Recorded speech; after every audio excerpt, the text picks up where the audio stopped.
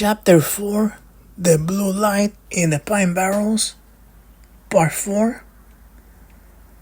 So, in the middle of the hypnosis, Howard Rich is saying that people are touching him and he's really upset, and he says that he wants to wake up from the hypnotic session, and Aphrodite asks him, like, what is it that's making you want to wake up? And Howard Rich says, like, I'm on the grass and they're taking me to a black cloud. And the black cloud, there's a light coming out of it. And then he sees that there's figures that are black and there is no shape to them and they're small, and that he says that he wants to move his body but he cannot, that he's just moving into the cloud and that he's really cold.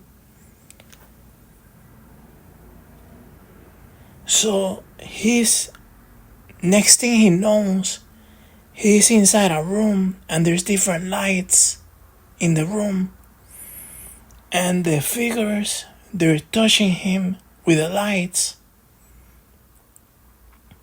and he says that he's floating, that he feels like he's floating, and he wants to talk to the figures, but they don't say anything. The next thing he remembers is that he's walking out of the black cloud and he's going back into the house, and he feels very tired.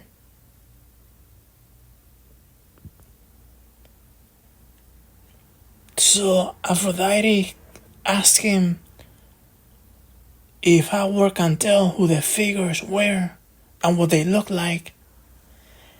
And Howard says that they're small and black. It gives the impression that they're like shadows, and they have bright eyes.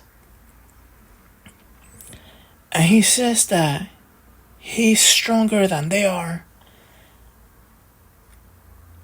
that they have no real will, and the figures are really scared, that they're frightened of Howard, that they feel hollow and empty.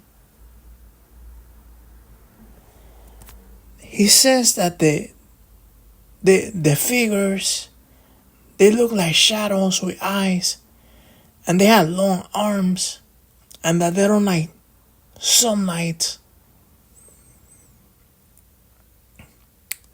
They're small and they're cold. Next, Aphrodite begins to bring Howard out of the trance. Then Howard wakes up and he sits up and he begins rubbing his eyes. The hypnotic session took like an hour and he seemed to be exhausted from it. Then Budd Hopkins asks him a couple of questions. He says that when he went out driving the next day, does he remember that anything happened to him? Because he went driving around to many different random spots for no reason. And Howard says no. And then Budd says, because you said that these people, these things, they're coming for you again, which implies that they have been coming. This is not the first time that there was an incident like this. And Howard says that he doesn't remember. And Budd Hopkins also asks, did your mom, because he was staying with his mom when this happened, did your mom see the blood on the pillow. And Howard says no.